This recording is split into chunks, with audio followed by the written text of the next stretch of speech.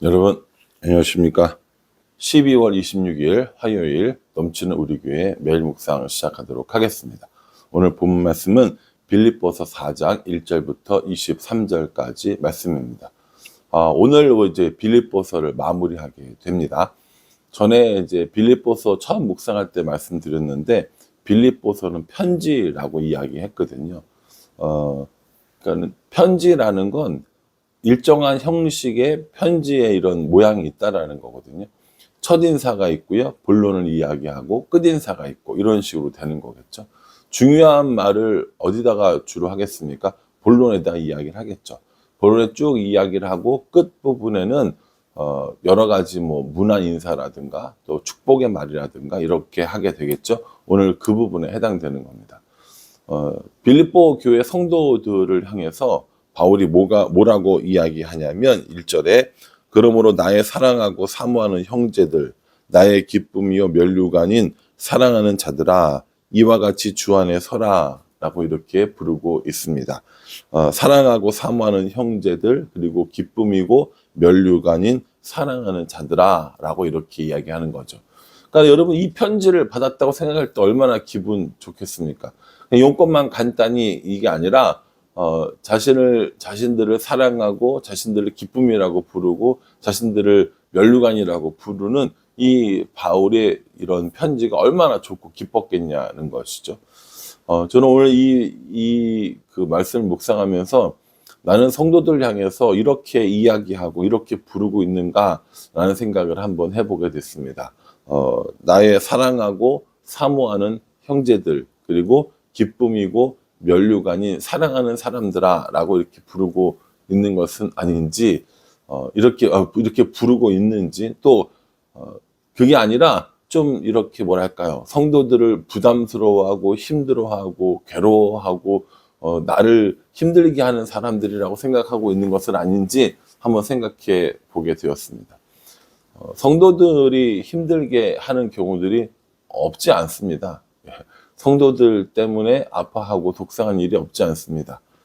반대로 여러분들도 아마 저 때문에 힘들고 속상하고 괴롭고 어려운 일들도 있을 거라고 생각합니다. 그러니 우리가 그렇게 서로에게 어려움을 주고 아픔을 주고 속상하게 하는 사람들이 아니라 오늘 나온 말씀처럼 사랑하고 사모하는 그리고 기쁨이고 면류관이 서로에게 되는 사람이면 얼마나 좋겠나라는 생각을 한번 해보게 됩니다. 그러니 더 여러분들을 더 성도들을 사랑하고 사모하며 기쁨이고 면류관이라고 자랑할 수 있는 그런 제가 되어야겠다.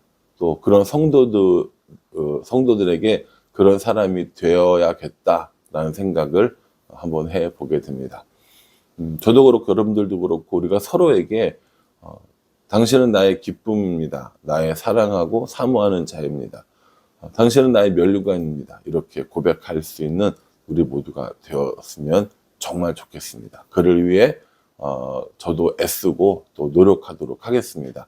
우리가 그렇게 아름다운 공동체가 될 때 하나님이 기뻐하시고 또 사람들이 기뻐하는 교회가 될 걸로 믿습니다. 그러니 혹시 저에게 부족한 부분들이 있다면 또 모자란 부분이 있다면 이야기해 주시고 또 격려해 주시고 또 사랑으로 덮어 주시고 그렇게 해 주시기를 부탁을 드립니다.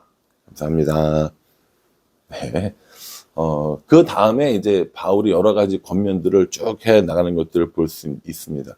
2절과 3절에 보면 유오디아와 순두개를 이야기하면서 같은 마음을 품으라 라고 이렇게 얘기합니다.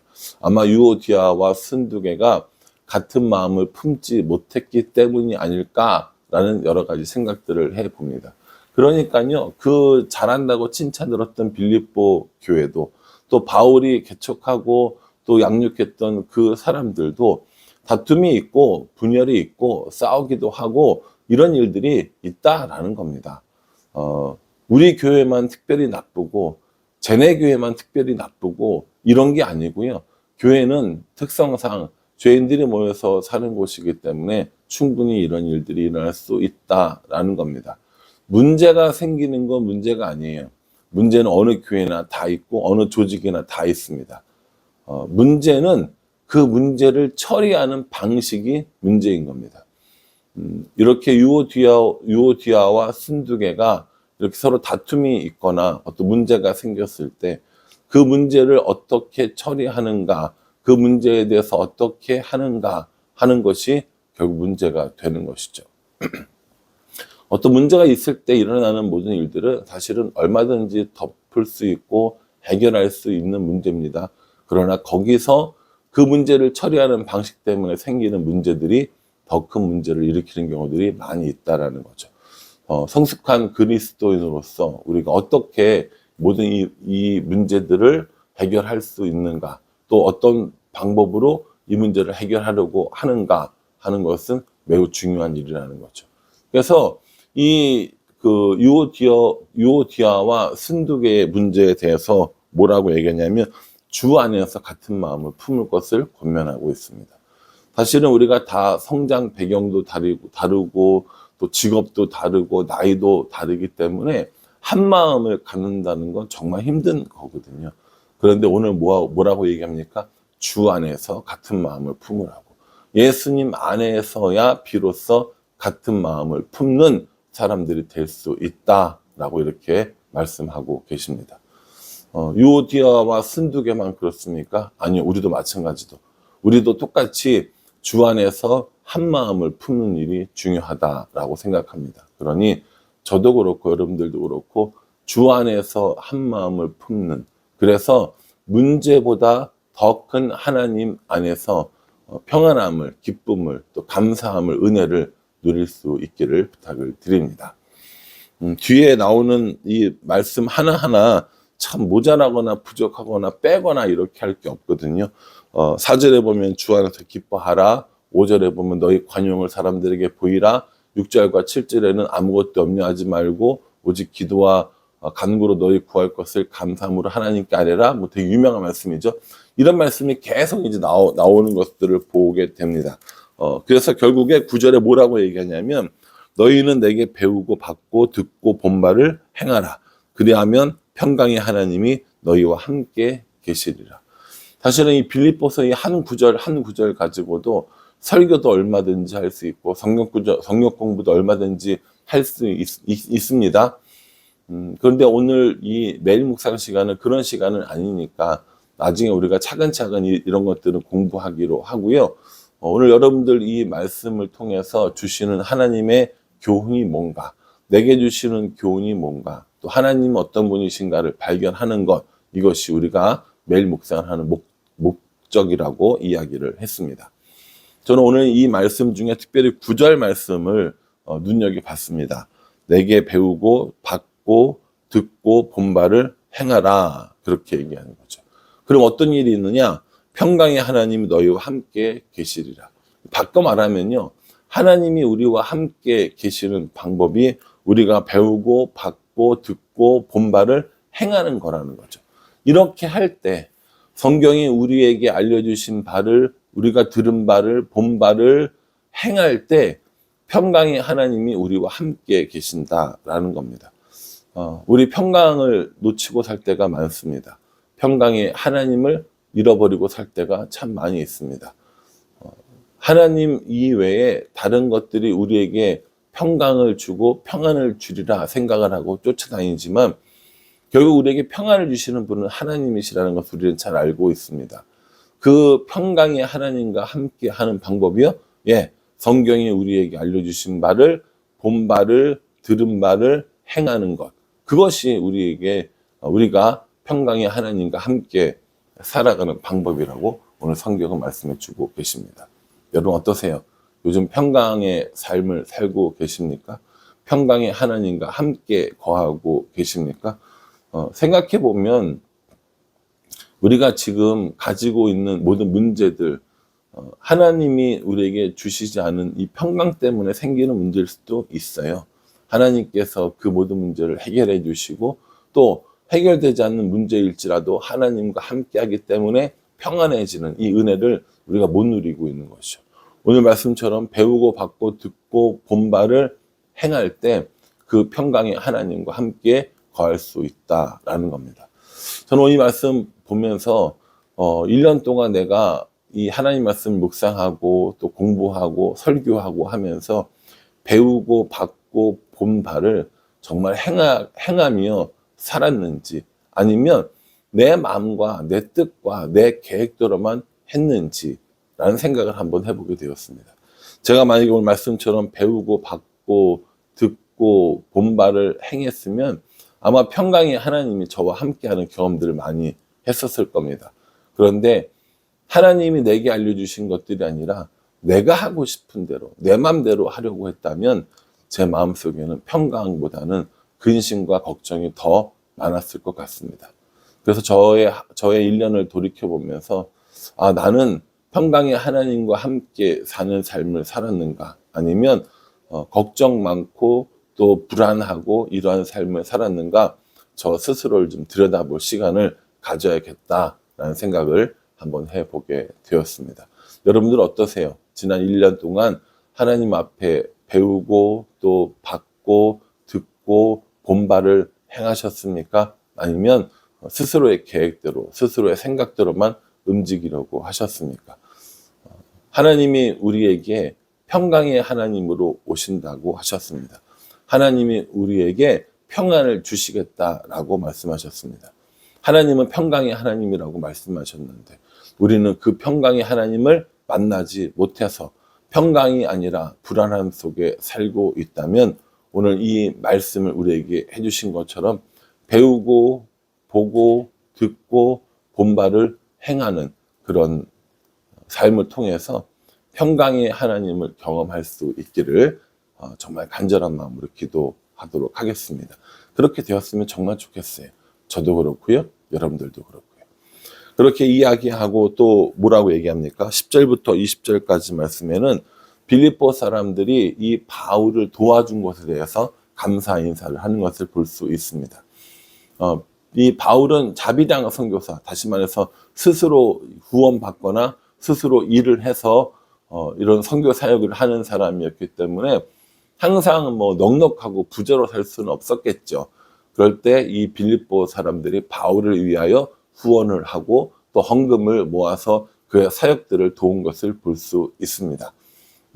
바울이 뭐라고 얘기하냐면 내가 가난하고 어려워서 이야기하는 것이 아니라 내가 비천에 처할 줄도 알고 풍부에 처할 줄도 알고 배부름도 겪어봤고 배고픔도 다 겪어봤는데 하나님께서 내게 능력 주시는 그 능력대로 내가 모든 것을 할 수 있어. 내가 배고프거나 모자라서 너에게 이렇게 감사 인사를 하는 게 아니라 너희들이 나를 도와준 그 마음이 정말 기쁘고 정말 고맙고 하나님께서 너에게 은혜를 주실 거야 라고 이야기하는 거죠.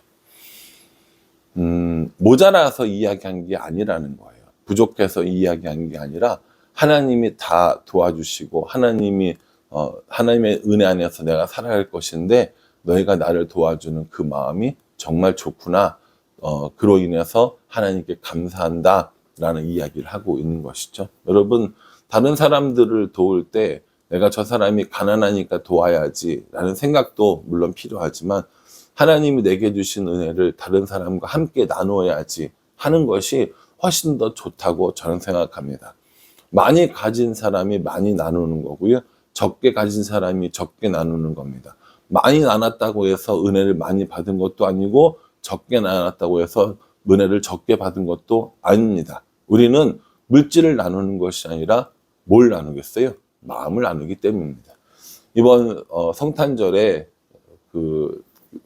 흰 눈보다 예쁜 쌀 이렇게 저희 모았잖아요. 그래서 그 쌀들을 외국인들에게도 그리고 또 독거노인 반찬봉사 받으시는 분들에게도 지역에 있는 노인정에도 또 필요한 어려운 이웃들에게도 함께 이렇게 전달했습니다. 여러분, 많고 적음의 문제가 아니라니까요. 마음이 문제라고요. 그러니 저도 그렇고요. 여러분들도 그렇고요. 하나님께서 주신 바 그 은혜를 나누면서 저 사람이 불쌍해서 나누는 마음보다 내게 주신 바 은혜를 다른 사람에게 나눠야지 하는 마음으로 나누는 것이 훨씬 더 좋은 것이다 라는 생각을 한번 해봅니다. 우리 주위에도 어려운 사람들 많이 있습니다. 우리 주위에도 힘들어하는 사람들 많이 있습니다. 그들을 돕고 그들을 따뜻한 마음으로 보살피는 것, 그것이 하나님이 우리에게 주신 마음이 아닐까라는 생각을 해보게 됩니다. 21절부터 23절까지는 끝인사합니다. 안부를 전하고 축복의 말을 전합니다. 빌립보서를 함께 묵상하면서 우리도 받은 은혜들이 있을 겁니다. 그 은혜들을 다른 사람들에게 나누며 또 전하며 그렇게 축복의 말을 하는 우리가 되었으면 좋겠다라는 생각을 합니다. 23절에요. 주 예수 그리스도의 은혜가 너희 심령에 있을지어다 라고 이렇게 얘기합니다. 저도 여러분들에게 주 예수 그리스도의 은혜가 여러분들의 삶 가운데 가득 넘쳐날 수 있기를 기도하도록 하겠습니다. 그러니 우리 모두가 빌립보 교회가 누렸던 그 은혜를 누리며 그 빌립보 교회가 나누었던 그 사랑들을 함께 나누며 살아갈 수 있기를 주님의 이름으로 축복합니다. 기도하겠습니다. 하나님, 사랑하고 사모하는 형제들 기쁨과 면류관이라고 이야기합니다. 우리도 서로 그렇게 부르면서 동역의 기쁨들을 나누며 살아갈 수 있도록 도와주시옵소서. 바울이 우리에게 권면해 준 그 모든 권면들을 잘 기억해서 평강의 하나님을 날마다 누리며 평강의 하나님과 날마다 동행하는 삶을 살 수 있도록 은혜 베풀어 주시옵소서. 예수님의 이름으로 기도합니다. 아멘. 빌립보서 묵상하시느라 수고 많으셨습니다. 빌립보서는 좀 더 꼼꼼히 봐도 좋은 책이니까요. 여러분들 시간 되실 때 빌립보서 차분하게 더 묵상해 보시고요. 내일부터는 시편으로 또 함께 묵상하도록 하겠습니다. 감사합니다.